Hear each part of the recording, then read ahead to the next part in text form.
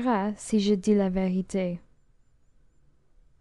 Avant que d'ouvrir le coffre où étaient les feuilles, mon frère avait tué un mouton ce jour-là, l'avait accommodé et exposé hors de sa boutique selon sa coutume.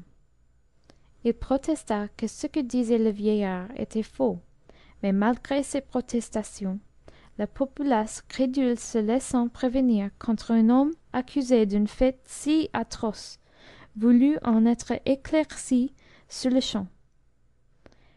Elle obligea mon frère à lâcher le vieillard, s'assura de lui-même, et courut en fureur jusqu'à sa boutique, où elle vit l'homme égorgé et attaché comme l'accusateur l'avait dit.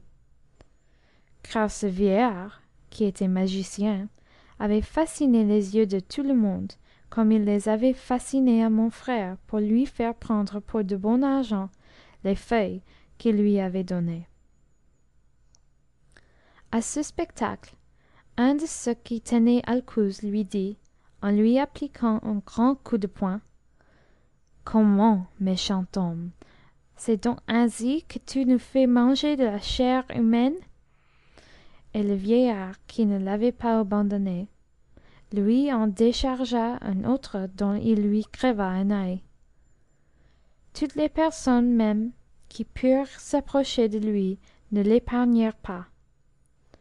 On ne se contenta pas de le maltraiter. On le conduisit devant le juge de police, à qui l'on présenta le prétendu cadavre que l'on avait détaché et apporté pour servir de témoin contre l'accusé. «Seigneur, lui dit le vieillard magicien, vous voyez un homme qui est assez barbare pour massacrer les gens et qui vend leur chair pour de la viande de mouton.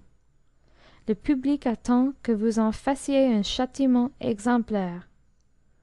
Le juge de police entendit mon frère avec patience, mais l'argent changé en feuilles lui parut si peu digne de foi qu'il traita mon frère d'imposteur, et s'en rapportant au témoignage de ses yeux, il lui fit donner 500 coups de bâton. Ensuite, l'ayant obligé de lui dire où était son argent, il lui enleva tout ce qu'il avait et le bannit à perpétuité, après l'avoir fait exposer aux yeux de toute la ville 3 jours de suite, monté sur un chameau.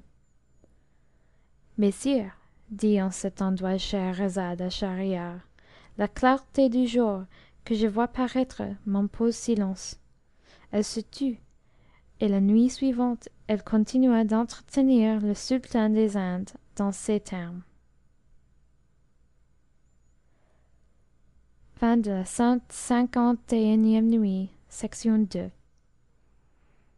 Enregistré par Kalinda. Cet enregistrement fait partie du domaine public.